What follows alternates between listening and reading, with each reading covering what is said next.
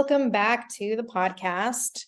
So, Stephanie, last week we were talking about how we avoided a government shutdown because Congress came together with their two-tiered stopgap measure to extend government spending until February so Congress can vote on these remaining spending bills. And we also talked about how House Speaker Mike Johnson said that additional funding to Ukraine wasn't going to be on the table without first funding our own border wall. And so it wasn't included as part of this temporary spending deal. And then Biden had said like he wouldn't sign the stopgap measure unless Congress agreed to give the $61 billion in aid to Ukraine. But then he did end up signing the bill last week. And then I haven't heard anything else about it since. Have you? No. Okay. So I'm going through like news articles yesterday, and I come across several articles talking about how the United States has approved $100 million in military aid to Ukraine, despite the lack of agreement on this money in Congress. And I guess U.S. Secretary of Defense Lloyd Austin made an unannounced visit to Kiev on Monday, and he had a press conference there, and he announced, quote, another $100 million drawdown to provide additional artillery munitions, additional interceptors for air defense, and a number of anti-tank weapons, end quote. And he reportedly told Zelensky, quote, the message that I bring you today, Mr. President, is that the United States of America is with you. We will remain with you for the long haul. What happens here in Ukraine not only matters to Ukraine, but it matters to the rest of the world. And it certainly matters to the United States of America, end quote. So, according to an article in a publication called Le Monde, the United States or the U.S. State Department also said that this latest defense package to Ukraine includes 3 million rounds of small arms ammunition and equipment for their HIMARS precision rocket launchers. And an unidentified senior U.S. defense official has insisted that despite the war between Israel and Hamas and the escalating spike in attacks on U.S. forces in the Middle East, we're still fully capable of providing this exorbitant assistance to Ukraine. And as I said, the senior official was not named in the article, but he reportedly stated, quote, on the issue of whether there is competition or trade-off between U.S. support for Ukraine's defense of its country and Israel's defense of its people, there is not. There is some overlap, but where there is overlap in certain kinds of ammunition, there is no reduction in the provision of capabilities to Ukraine, end quote. So my question is this, Stephanie, like, what's the point of this whole show in Congress about not giving the $61 billion in aid to Ukraine, and then we turn around a few days later and the Biden administration announces they're giving them $100 million. And like, I did not see coverage of this in any of the mainstream media. All these articles I read were on like small publications that I hadn't even heard of and that I assume other people haven't heard of. Yeah. Well, it's all just a show, like you said. Like, I am fully convinced that Congress is simply a theatrical performance. It's there to make the public think that things are happening so that we don't all get fed up and revolt, when the reality is all that ever happens is this like long drawn out battle. And then in the end, they allow the outrageous spending anyways. And it's like, how many times do they hold all of these hearings, yet nothing comes of it? There's no accountability. There's no like outcome. So it's basically a debate club. And like, I'm not even kidding. Like, I think that's the whole plan. But it's like, now in today's world, now that we have social media and we can watch everything that happens and we can follow like all these individual House members, we can see we can see it's all a show. And, you know, as usual, it's like Republicans talk a big game, but they never end up taking action and getting results. So I'm not that surprised at all by this. Yeah, I feel like I shouldn't be surprised by anything anymore, but here we are. I know, it's sad. But meanwhile, tomorrow is Thanksgiving, and we have the Biden administration basically trying to pretend that the United States economy is booming thanks to Bidenomics. And it like literally hurts my mouth to say that word. I don't know why they keep insisting on using that word when like every indication has shown that no one is like following that or likes it, but yet they keep talking about it. Yeah, and now they have White House officials who are like posting on their social media about price drops for gas and travel in Turkey and like how great this is for American families. And CNN reported yesterday that according to the American Farm Bureau's annual survey, the average cost of a Thanksgiving meal is down approximately 4.5% from last year. And according to AAA, the national price of regular gasoline is down by 55 cents a gallon over the past 2 months, which is resulting in a 10-month low. And then the Bureau of Labor Statistics data released last week indicates that US consumer price inflation is at its lowest rate since March of 2021. So that all sounds well and good, right? And then to further their claims of like how wonderful our economy is, my favorite person during the White House press conference on Monday, KJP claimed that this Thanksgiving is going to be one of the cheapest ever. And she actually put up a graphic of a food menu on the computer screens behind her, and she was pointing out the price decline of each menu on the item. And she said, quote, as we start preparing our Thanksgiving meals, grocery inflation is at its lowest level in over 2 years, with prices for eggs, milk, bacon, and fresh veggies lower than last year. Prices are down for turkey, stuffing, peas, cranberries, pie crust, and whipping cream, end quote. And then she stated, quote, because wages are rising, this Thanksgiving is the fourth cheapest ever as a percentage of average earnings. As we look ahead to holiday shopping, since last year, prices for toys are down about 4%, used cars and trucks are down 7%, and TVs are down 9%. Lowering costs for Americans continues to be the president's top economic priority, end quote. But is this really going to be the quote, one of the quote cheapest ever Thanksgivings? Because according to E.J. Antoni, a research fellow at the Heritage Foundation's Grover M. Herman Center for the Federal Budget, the average cost for Americans to celebrate Thanksgiving tomorrow is actually one of the most expensive in history and since Biden took office. And he told the Daily Caller that the total cost of a Thanksgiving dinner has risen 26%. So the article states, quote, from January 2021 to October 2023, the price of turkey rose 31.2%, according to data from the Bureau of Labor Statistics. During the same stretch, gravies and sauces featured at Thanksgiving dinners rose 14.6%. Since Biden took office until October 2023, the price of bread has increased by 26.1%, according to the BLS. The price of potatoes increased 14.6% during the same period, end quote. So Thanksgiving is not a holiday here in the Czech Republic, and I won't really be doing much, and I won't be preparing a big holiday meal. But Stephanie, you have family, you have kids, and I'm sure you're doing some kind of holiday celebration. So I want to know what your thoughts are. Is this Thanksgiving meal going to be one of the quote cheapest ever for you? Hell no. Hell no. And it just like it makes me so mad because I feel like if they just said nothing at all, it would be better than insulting the American public by saying, "Oh, it's so cheap." And it's like it's cheap compared to what last year? Because last year it was expensive like too. So it's just ridiculous. And I mean, personally, in my house and what I've bought for Thanksgiving, I was thinking about how it's the most expensive time in my life for groceries. And I mean, I'm the one that does the grocery shopping.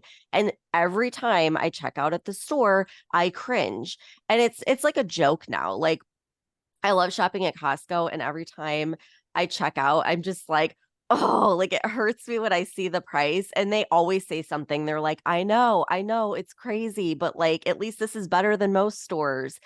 But yeah, like if they're comparing food prices this year to last year, that means nothing. If there's anything I learned from working in sales, you could take any data set and make it favorable for you. And that's like what they're doing. But she must think that the American public is just a bunch of idiots. I mean, people are hurting every time they go to the grocery store. And for her to say, like, oh, prices are down, she's just pissing people off when she could just say nothing at all. I mean, it's ridiculous. But if you compare the prices from 3 years ago, before Biden actually got into office, they were half of what they are now. Like, I don't know where they're getting like 7% inflation. They're like double what they are now. And then, not just buying stuff from the grocery store, but going out to eat is outrageous. And I don't even know if you know this, Tara, because you're not in the country right now. But like, I'm not even talking about sit down restaurants. Like, fast food prices are where sit down restaurants were 3 years ago. I saw someone reported that their McDonald's Big Mac meal was $18, which I totally believe, because it's like I took my kids to Chick-fil-A, which is like their favorite place, and ordered 2 salads and 2 kids meals, and it was $40. So screw you, KJB. Like, you could say that the cost of food is down, but like, clearly you don't do the grocery shopping for a big family. She probably doesn't have a budget. But I can affirm that my bill is double what it was under the last administration. Yeah, and I read this article on Fox Business yesterday, and it was saying that because of inflation, like more and more Americans have had to take side jobs, especially with the incoming holidays.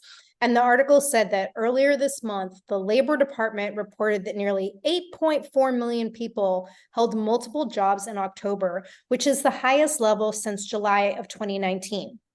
And as usual, the Biden administration is completely contradicting itself, because just last week, the government said that the average hourly earnings for all employees was $11.05 in October, which is a 3.32% decline from the $11.43 an hour back in January of 2021. So the article states, quote, by that measure, the typical US worker is actually worse off today than 2 years ago, even though nominal wages are rising at the fastest pace in years, end quote. Because frankly, the bottom line is like, we've been fucked with inflation by the Biden administration. And it doesn't matter how much they try to promote Bidenomics or say that inflation is slowing, like, we're fucked. And the article pointed out that compared with January of 2021, prices are up 17.62%.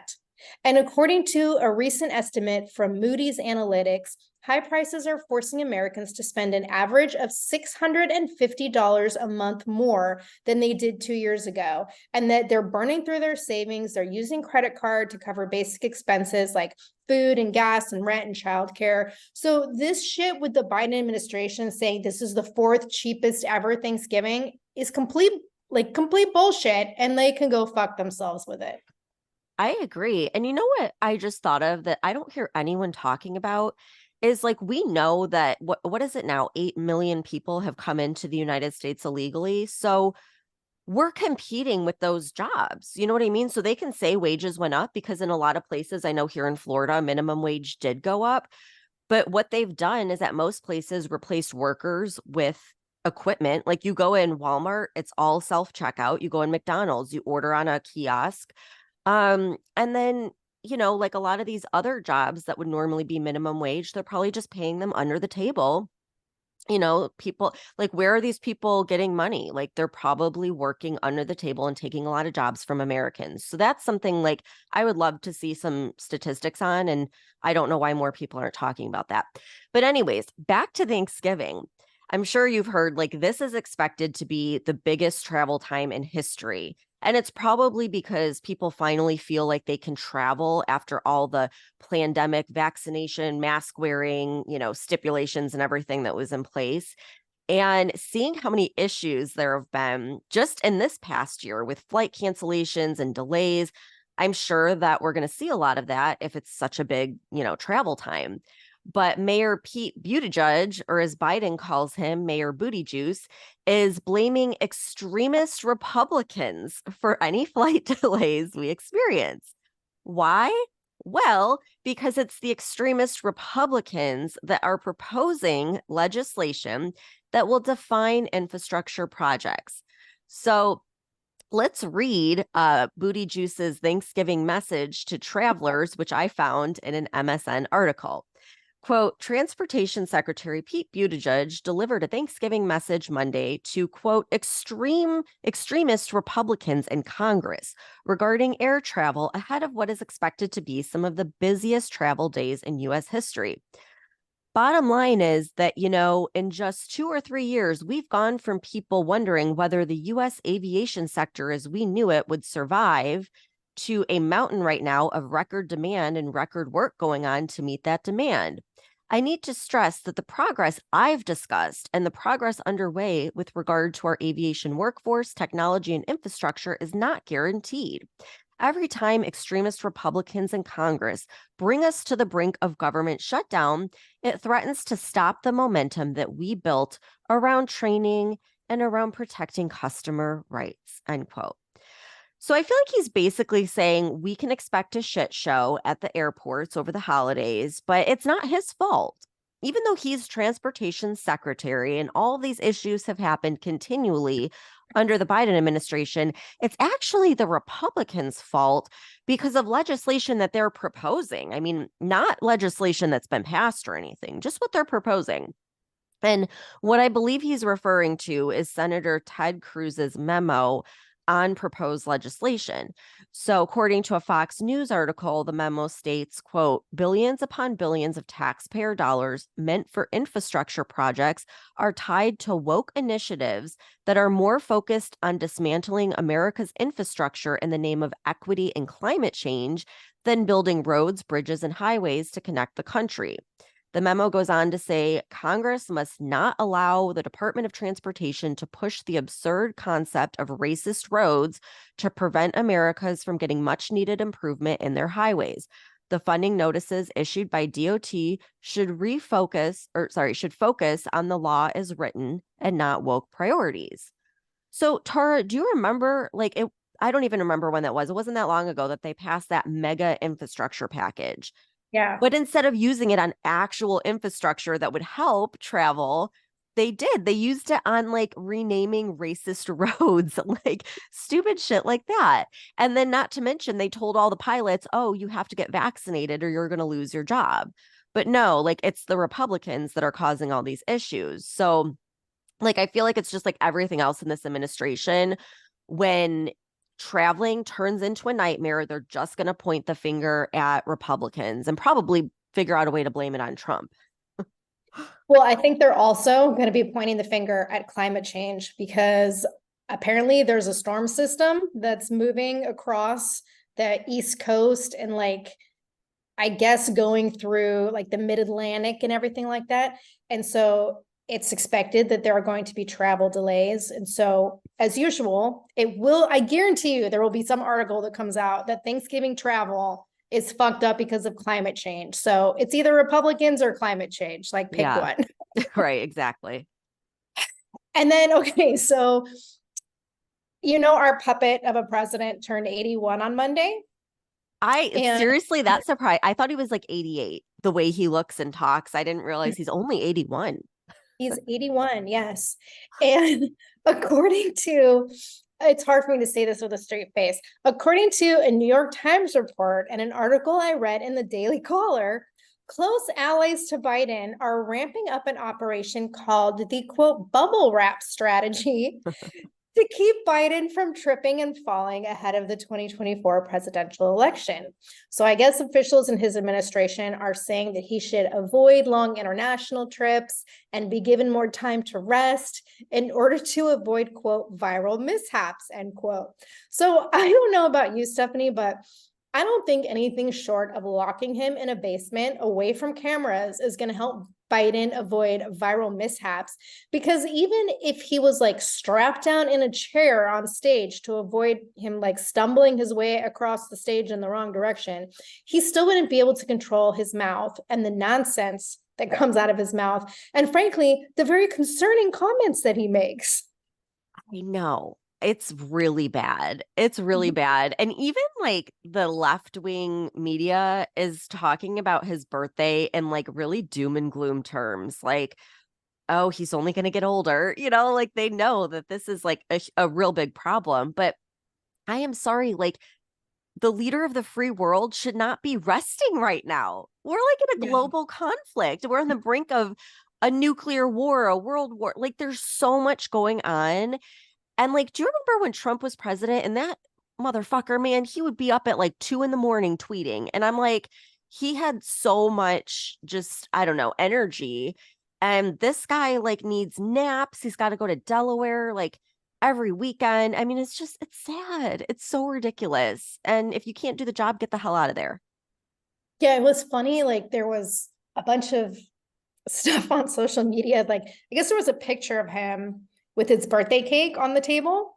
And he's like basically like holding onto the table like a dictator giving a speech. And he has this really almost demonic look on his face because the entire cake's aflame with the 81 candles. And so it's just like this huge fire. And people were making comments like about it being, he's sitting in front of the hellfire and like, oh, look, that cake represents the state of America, like going up in flames. It's And, true. yeah, it is. And that's what's so disturbing. And then, like, just in the past few days, the stuff that he has said, like, I don't know if you saw this, but I think it was last week when the Las Vegas Golden Knights hockey team was at the White House and he called Kamala President Kamala again, because this is not the first time, instead of calling her the vice president. And then there's this like weird turkey tradition thing they do at the White House where they like pardon the turkeys, and he like fucks up his own joke at the White House Thanksgiving dinner because he's talking about the journey of the turkeys traveling over 1,000 miles. And his joke was supposed to make a comparison to like their travel being the same level of difficulty as getting tickets to a Taylor Swift concert. But instead of Taylor Swift, he says Britney Spears, and then like just totally fucking confuses the whole thing. Well, with his affinity for like little girls and like tween girls, I don't think that he should be making jokes at all that involve like Taylor Swift or Britney Spears. Like, I want to know who the hell his speechwriter is, because it's like, are they purposely trying to like completely fuck this up at every level? I mean, like, he shouldn't even be talking about like any teen girl like singer or anything. Ugh. Well, no, and speaking of his affinity for little girls, like this one is going to disturb you because he did one of his creepy pedophile moves where he asked a little girl if she was 17. And I couldn't find the actual clip, but here's what happened. So there was like a friends giving dinner for military families at the naval station in Norfolk, Virginia. I think it was on Monday or Friday. And during the event, he walks over to a little girl and he says, I love your ears. I love them. They're really cool. What's your name? Number one, that's fucking creepy to begin with. Yeah. So the little girl says, Catherine. And Biden responds, quote, that's a beautiful name. That's my mommy's name. How old are you? 17? And the little girl says, 6. Like, how fucking cringe is that?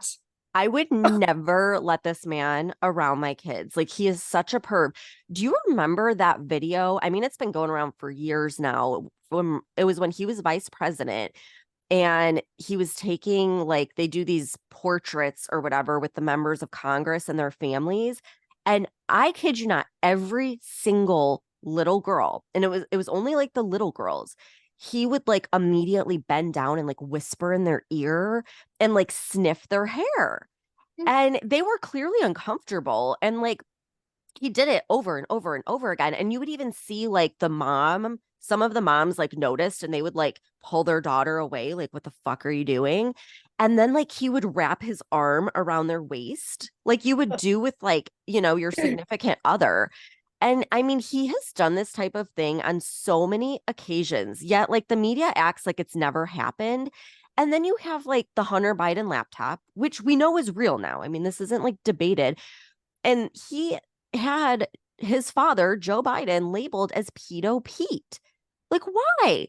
I wonder why, And then you have Biden's daughter who left her diary in that house where she said he took inappropriate showers. Like, this guy's clearly a pedophile. And like, just again, it's like, it doesn't matter how much evidence you see with your own eyes, they just ignore it and let it happen.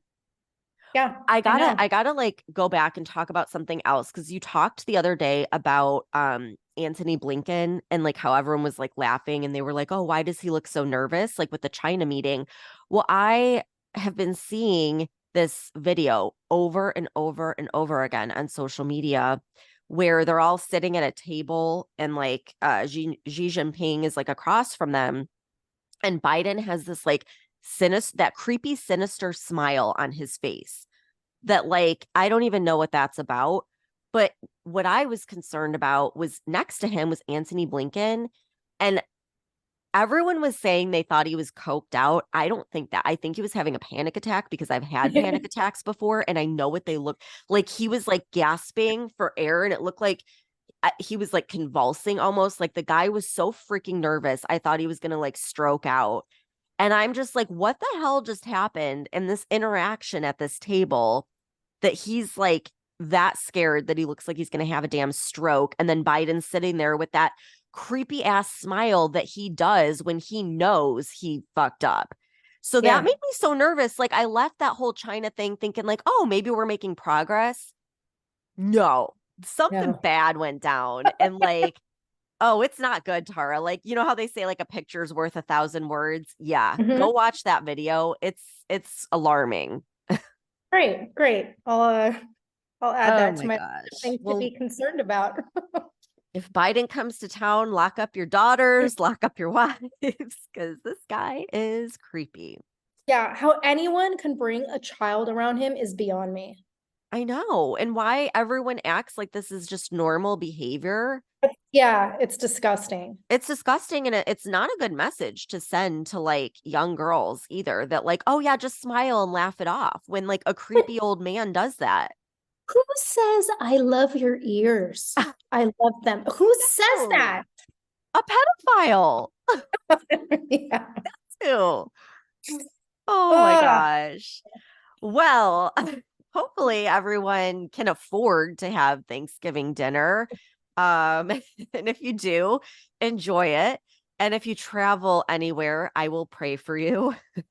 And yeah, we'll see you back here on Friday to discuss some fun Black Friday shopping. So everyone have a good holiday and